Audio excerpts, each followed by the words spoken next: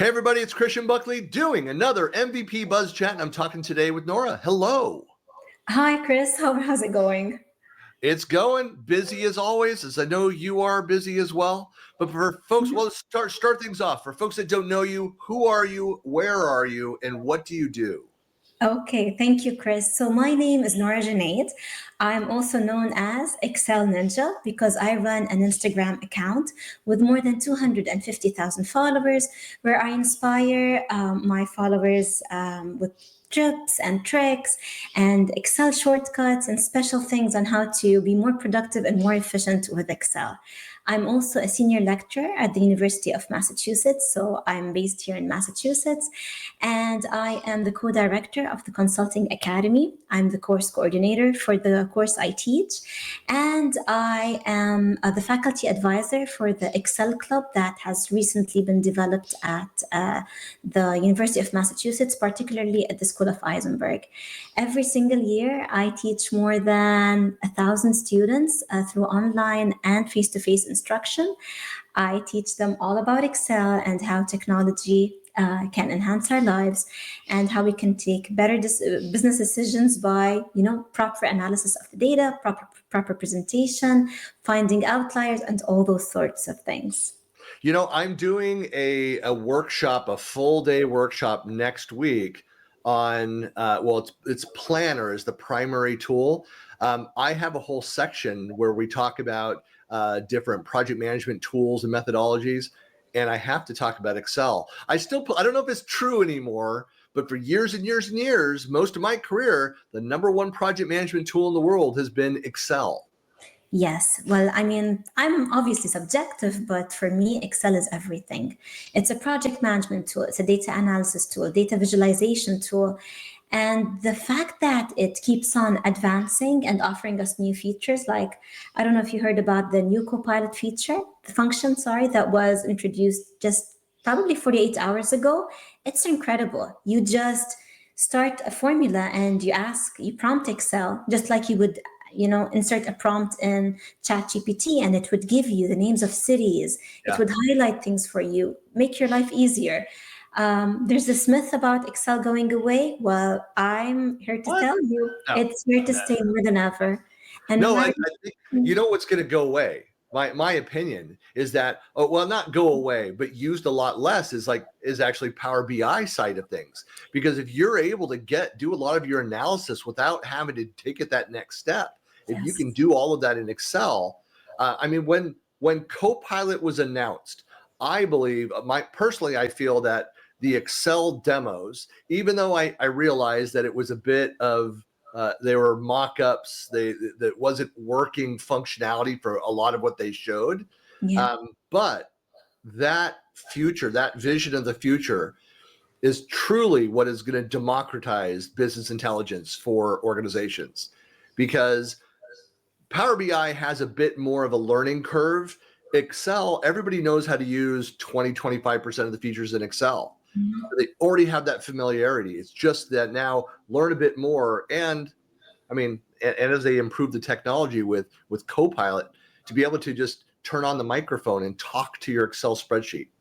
It's crazy. Yeah. That's gonna be pretty incredible. Game changer. Yeah. Well, and then the other thing, I don't know if a lot of people know this.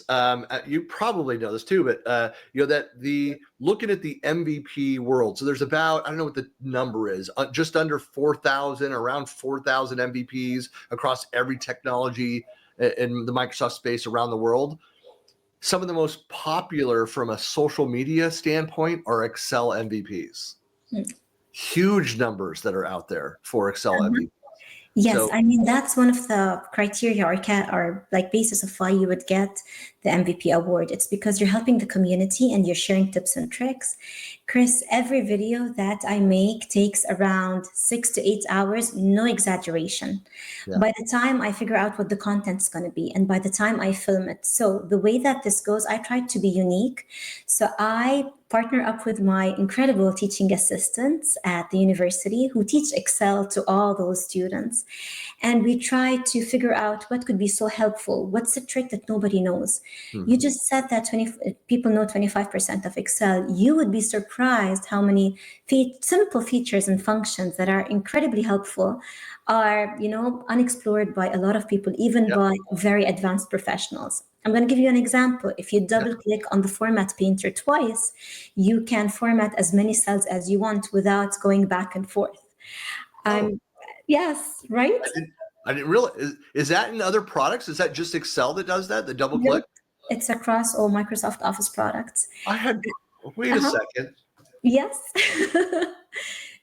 It's a post on my Instagram account. And I'm going to give you another example. So if Wow. you take a screenshot, it's not dynamic. It's not going to change as the data changes. So if you're using it in a dashboard or in a report, that's going to be very problematic. If you paste special, there's an option that says that you can paste an image, and then you paste the image. And every time you change the original data, the image automatically updates. That one I'm aware of in my tips and tricks that I gave twice this year already. That one was Yeah. in it. Because Yeah. you could build a mini dashboard for the multiple tabs of your spreadsheets. It's the limitation. My understanding, the limitation is it can't leave that instance, that spreadsheet. You can't do it across multiple spreadsheets. Is that correct? You would have to do Tabs, it yes. multiple times, yes, through that, yeah, by tabs. But I mean, how tiny and small and ridiculous does it sound? But how efficient and how impactful it is for somebody trying to manage a spreadsheet. So Yeah. all of those things, are we take into consideration those things, and then we try to integrate a song or a trend that is up to date, because we are aiming Gen Z and we want to grab their attention. Mhm. So I spend all night long scrolling through my Instagram feed and just trying to see what the trends are. So if the trend is the next, Shakira song, a Jay-Z song, a Taylor Swift song, we have to integrate it. Otherwise, we're going to be viewed as old school. So to catch the attention of, so according to research, the attention span of Gen Z is between 8 to 15 seconds. So you have maximum 8 seconds to get that hook. Once they're hooked, then they're going to see the tip. So we start the first 8 seconds with a trend or a song or a move done by one of the TAs. And then, I mean, I don't want to embarrass myself because my daughter is going to laugh her heart out if she sees me do a Sabrina, move or something like that. But anyway, after this happens, we have to film the content and trying to explain how to do something in Excel in 10 seconds only. That's the real challenge, because you have to make sure that people are following with the mouse and they understand it's not too fast, but at the same time it's not too slow, or they'll just exit. Yeah. And all of this takes so much. So when you say that most content creators are MVPs, it's because I feel like Microsoft appreciates the effort that we go through, and we do all of this for free, because you cannot publish your Instagram posts, you cannot turn them into a book, you can't do any of that. Yeah. So here's No, the I challenge. think there's. I mean, it just makes sense. I mean, at the end of the day, to help the community, the way that you help the community is by providing it in a format that they're going to consume, and so that's going to change and evolve over time. I mean, I realize that my passion is writing. I blog, every day. I'm constantly writing things, and I hear from people that say, or I hear people make the statement that's like, well, I realized that consumption of information has moved to video and shorter. And I said, yeah, but then every time that said, there's still audiences for long form video. There's still a lot of people that still prefer reading. There are people that are using AI to find written word and then listening to that like it's a podcast. Yeah. I mean, there's a lot of different options that are out there. I think the reality is that if you have something to say, a piece of content, you need to have it in 3 or 4 different formats. You can't just pick one. You have to satisfy the different audiences. Yes. And to add to that, Chris, I think it's the level of interest that really matters.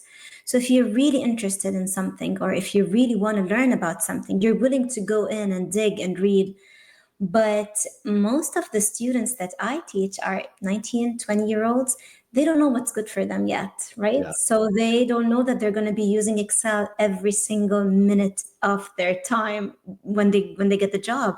Yeah. And funny enough, I never get emails during or after the semester. I get emails 2 years ahead saying, I just got a job at Amazon. And I just want to tell you, all I'm doing is Excel. I got a job at, PwC, and I can't thank you enough for the skills. I don't Right. know if you remember me. I took your class 3 years ago. So I always get, there's always a 2 to 3 year delay because Yeah. they don't realize it. So, so I assume that they're not interested enough yet. So I try to make it shorter. But once they're interested, then we can, do longer stuff. And that is why I just published a book. And I'm very excited about it. It's, of course, called Excel Ninja. And I share all the tips and tricks on Insta that I have published on Instagram, but in a more detailed and in a more explanatory manner than I do on Instagram. So I really delve into the options and I show several ways to do things, why it's important, when it is used, and how they can use it in the future. That's very cool. Well, I definitely have to go take a look at that. Just because, again, it's still part of my life. I'm still using it on a regular basis, and actually, I'll tell you, I had to teach some basics around Excel, so I was very comfortable with that. I was concerned about not being able to answer some of the more advanced questions.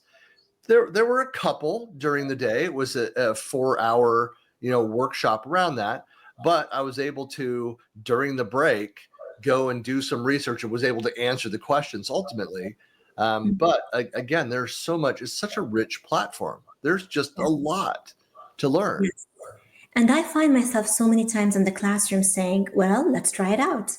Like somebody asks me something like, would this work if I do this, this, and that?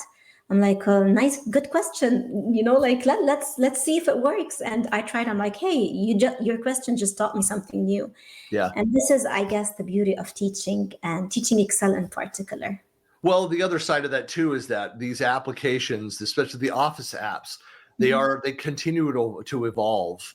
I mean, I was doing a 6-week training course around Copilot, and I realize it's newer and there's a lot of stuff that's being added to it very rapidly.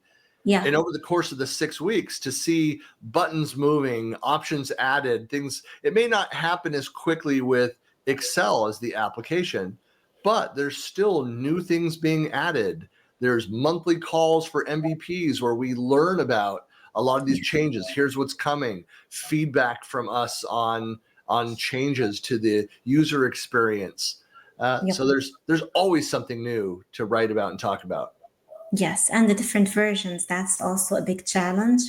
I'm teaching them to insert checkboxes, and then suddenly somebody raises their hand and says, I don't have this feature, for example. So, yep, yep. Well, Nora, I do like to ask. I know we've talked about this a bit already, but that since you're newer to the MVP program, what Mhm. was that journey like? Did you know about the program? Was it a bit of a surprise, or was it something that you kind of went after and were really hoping to become an MVP? What was that process like for you?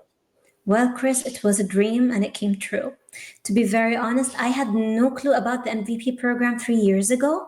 But then, as I developed my Instagram account and I started delving more into the Excel world, because I'm the course coordinator at UMass, I felt like I have this responsibility of making sure that every student gets out of there, with a good Excel foundation and education.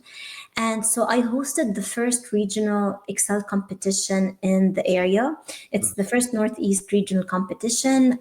We partnered up with the MECC, and it was a great competition. We had so many schools from the Northeast come and participate.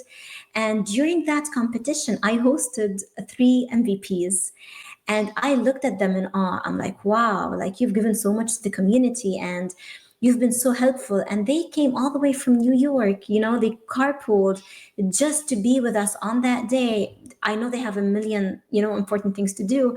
They took the day and they came out and they just, gave tips and tricks and talks about Excel. And that was amazing. It was so inspirational. And then I met Michaela from Microsoft, and I was Mhm. like, Michaela, I would, like, this is a dream for me. Like, how do you become an MVP? And she's like, I think you're already there. You've given so much.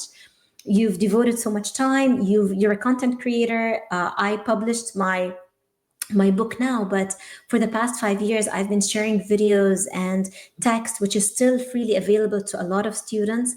And she's like, let me see, I'll nominate you, and cross your fingers, you need to fill out the report. I was filling out the report. I mean, fingers crossed that I would get it, but I wasn't very sure, because when I went through the profiles of the MVPs, I was astonished by how much they've done and how much they've given. And Mhm. so when I received that email, I jumped up and down. It was one of the best days for me. And yeah, I, I'm really happy about it. I know that it's a slightly different journey for everybody, and there's some people that just really seek after it and try to uh, you know say modify their behaviors of the things that they're trying to do. It's what's your advice for somebody that is interested, they're passionate about the technology side of it? What advice do you give them, and what they should be doing or thinking about in kind of preparing themselves to show that, hey, they're doing enough, they feel, to become an MVP? What advice do you give them? So I think sharing is key. Like, be generous with your content, be generous with your videos, be generous with going up and talking and inviting people and being there at events. I mean, a lot of people are, a little bit not too comfortable with sharing, their content and stuff, because they think someone is going to steal it, somebody's going to use it. Well, guess what? And Chris, I know you and I talked about this so much. Microsoft Office products are evolving so much that what you did last month is going to be Yep. obsolete next month. So Yep. trust me, do not share and let people, share it and move it around, because you're only going to have it for Right. maximum 6 months. So be comfortable sharing, be generous with your content, because I think that the number one trait of an MVP is being able to help the community and teach more people about how useful Microsoft Office products are. Yeah. And the more you do it, I mean, somebody is going to see you, somebody is going to notice you, and somebody is going to say, hey, you deserve this award. And when I got it, us MVPs get a monthly meeting and we have these group chats. Chris, you'd be surprised how kind and nice and thoughtful and generous with their material the other MVPs are. Of course. Somebody asks a question and then everybody chimes in and says, I've done this. This is a resource. How Yeah. can I help you? I received LinkedIn messages from strangers who are MVPs just saying, welcome aboard. How can I help you? Yeah. It was really very heartwarming. And I hope to do the exact same thing with everybody new. Well, I heard early on. I'm now 14 years in the program, and I heard about a year and a half before becoming MVP. Became friends with a number of MVPs and would talk about. There was a problem where there were some unscrupulous bloggers, some sites where they were poaching good content, taking the name of the MVP off, putting it on their own website, and those things. I don't hear about that. I'm sure it still happens somewhere. I don't hear about that as much, but I think it's actually a strategy. Talking about, I don't worry about people stealing content. What I'd love to see more of is I want to do it more myself, is to quote and promote other people's good content. Like I have no fear of, like, use proper citation, point people to the original content over there, but add that into my own. If I can say that, and here Nora wrote this great article about this, or has this video that walks through, and I incorporate that into my blog post. I add my quality ad on top Yeah. of what you've already created. That's how innovation happens, people, is you take a novel concept and you add to it, you improve it, sometimes go a slightly different direction on that. But then with the proper citation, you're going to, this is like advice to people watching, listening to this, like, the MVPs, if you're leveraging their content and adding it and talking about what you like about that, you're going to make friends with MVPs. You're going to build your network. It's all good things. Leverage the content that's out there. Just do it properly and give proper, citations, proper recognition to the creators of that content. Chris, they say real queens fix each other's crowns. And I think that said, oh my gosh, I really think yes. One time I was copied by another content creator. They didn't even bother to change the color of the cells. So they did exactly what I did in another video, same colors. So I'm like, come on, you could have just changed the color of the cells, the fonts. Like it was too obvious.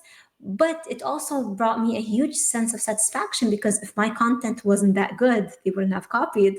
So I tried to take it with a grain of salt and I just moved on because I get inspired by others, but I always share. And if you go to my LinkedIn, you'll see I just shared Christiana's post about Copilot. I could have done something very similar because all he did was post a picture, but I was like, it's his post, it's his thing. Like I want to share it and maybe expose his name so that he would get more followers because this is the kind of spirit that we MVPs have, I feel like.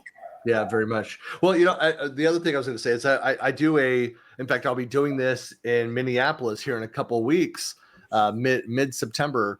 I do a productivity tip session where I go through 20 in an hour. And as you know, that's a lot. That's pretty fast a pace to go through 20. But I have 4 or 5 of the 20 that come from other people's blogs. And I have their photo. I mention that here's their URL. Like, it's like, look, they don't own, somebody else does a tip like you do in Excel. But if I really like that tip, like I'm going to give you full credit for I'm going to go check out the double tap on the format. Like that's awesome. Cause I never knew that. And I do that all the time. We're up there, format, up there, format. So now that I know that, I'm gonna add it in, give you full credit. So you'll have your photo and name and URL in there on that page. Okay. I can share a few others, by the way. but it's not, you didn't create that in Excel. You uncovered it and highlighted that. But, by giving that credit, again, that's how we kind of build the network. And so I've had people that have reached out to me knowing that I do this, that have said, hey, have you seen this really cool thing? You should add this in. Like, thank you. I give credit to where it came from. Yeah. And so, it's don't worry about it. Let's share in the ideas, share the content, be open with the things that we do, and we'll all get more value out of all of these things. Fully agree. Yeah. Yes. Well, Nora, I really appreciate the time for meeting with you, and of course, we'll have all of your contact information in the blog post and out on the YouTube video. And so, really appreciate the time, and hopefully, I'll see you at one of these events. We could cross paths soon. I would love that. Yes. I know there's some of these events that I haven't seen you at some of these big conferences. You need to get involved in like the TechCon and the M365 events. Yes. So hopefully this year I'm going to them all. I just became an MVP, Chris, and I have a full-time job. So it's been challenging. I know. We all do. It's. I wish I could get paid to just be an MVP. That would be fantastic. Too. I wish to, but so I would have to skip classes, and I teach like 4 classes a day. So that would be a lot. But no, this year is going to be an exception, and I'm looking forward to seeing you there. And congratulations on your new upcoming book, Chris. Oh yeah, no, thank you. Yeah, I need to. There's more around that. Yes. Get for all the sci-fi fans out there. So yeah, you'll see more about that. I'll have to do like a little pitch at the end of all the videos I'm doing once I have the website live. And maybe I can interview you for that. Yeah, there you go. Questions and how you got the idea and everything. All right. Yep. Years ago, I don't know, in a dream, something. But anyway, well, thanks so much for your time. Perfect. Okay. Thanks, Chris. See ya.